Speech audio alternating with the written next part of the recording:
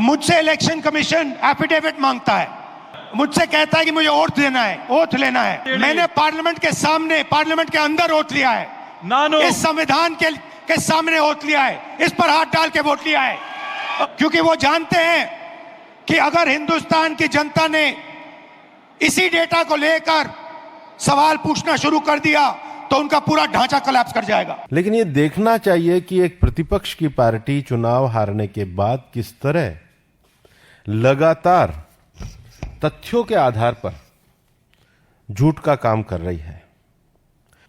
लेकिन अगर उनको आपत्ति है तो कोई फॉर्मल एविडेंस किसी ओथ पे उन्होंने दी हो। इलेक्शन कमीशन में ऐसा नहीं है। उन्होंने एक बार एफिडेविट फाइल करा था सुप्रीम कोर्ट में, बाद में माफी मांग करके आए थे।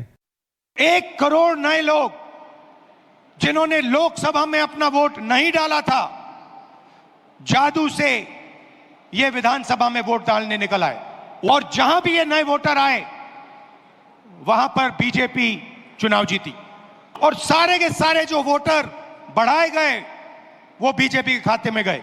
क्या सचमुच हम ये सीटें हारे थे? चुनाव आयोग से हम वोटर लिस्ट मांगते थे, electronic soft copy voter list की मांगते थे, वो मना कर देते। महादेवापुरा में 6.5 लाख वोट हैं असेंबली में। ಮಹದೇವಪುರ ಮತಕ್ಷೇತ್ರದಲ್ಲಿ 6.5 ಲಕ್ಷ मतಗಳಿವೆ, और उसमें से 1,250,000 वोट चोरी किए गए हैं। डुप्लीकेट वोटर मतलब एक वोटर अनेक बार वोटिंग कर रहा है। राहुल गांधी ने नॉर्थ इंडियन का नाम निकाल के लेके आया है, लेकिन हमारा असम में अगर आप थोड़ा कोशिश करें, आप देखेगा हमारा असम का बांग्लादेशी और जो एक समय बांग्लादेश से आया था हमारा मियां मुसलमान भाई, वो लोगों का वोटर लिस्ट का नाम बरपेटा में भी होता है, गुवाहाटी में भी होता है, केरला में भी होता है, पूरा दुनिया में होता है, तो इस दिल्ली में भी होते हैं। तो इसीलिए ये बीमार है, और ये बीमार को ठीक करने के लिए ही बिहार में स्पेशल इंटेंसिव रिवीजन दिया गया था, और राहुल गांधी ने आज इनडायरेक्टली इलेक्शन कमीशन को सपोर्ट किया कि ये देश में स्पेशल इंटेंसिव रिवीजन होना चाहिए, दो नाम में वोटर लिस्ट में नाम नहीं होना चाहिए।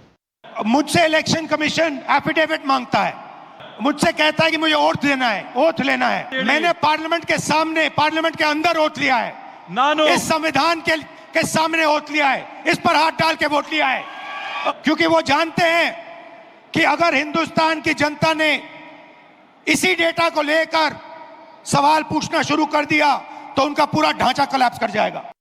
इनवैलिड फोटोज 4000 वोट्स जिसमें फोटो है ही नहीं, या इतनी छोटी फोटो है कि दिखाई नहीं देती। इस प्रकार से 1 लाख वोट इलेक्शन कमीशन और बीजेपी ने चोरी किया है। डुप्लीकेट वोटर्स में एक व्यक्ति कर्नाटक में वोट देता है, उसके बाद उत्तर प्रदेश में वोट देता है, और आज जब हिंदुस्तान की जनता हमारे डेटा को लेकर इलेक्शन कमीशन के वेबसाइट पर सवाल पूछ रही है तो इलेक्शन कमीशन ने अपना वेबसाइट बंद कर दिया।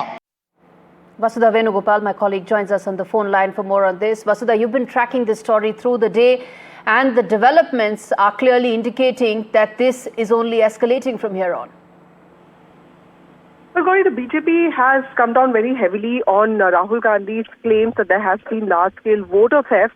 The BJP has alleged that these claims are completely malicious, and in fact they're based on lies. And to prove this, to invalidate some of its claims, they are basically citing examples from the Maharashtra Assembly elections and some of those high-profile seats such as Mumbai and Parbani, Mohol, and also Bhiwanti, where they're saying that the increase in number of voters only led to the opposition candidates winning. So they're saying that this actually dismisses and rubbishes this claim of Rahul Gandhi that every time there's an increase in the number of voters, which is what his primary charge is, it only benefits the BJP. The BJP has come out with its own explanation saying that nothing of that sort has happened in Maharashtra.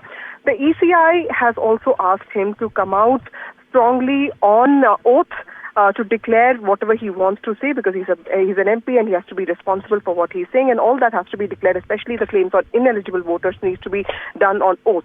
While Rahul Gandhi has been basically claiming three things. One, that the rules have been changed with respect to conduct of elections, and he's saying that there's no videography available, there is no visuals of the voting percentages, voters, especially after 2 o'clock, and he's saying that there's a large-scale increase of voters after 2 o'clock, which is why some assembly constituencies are voting in large, disproportionate numbers in favor of BJP, and he's also saying that there is large-scale voter theft. Now, of course, Bhupendra Yadav versus BJP versus Rahul Gandhi is what the battle has become, and of course, it's become a clash of narratives. It's become a clash of how they are looking at this interpretation. But the ECI is also giving out statements, putting out statements, reassure not just the opposition but the people of the country that all these claims that the opposition has raised is basically not really based on truth. But we'll have to wait and see how this plays out in the remaining section of the parliament.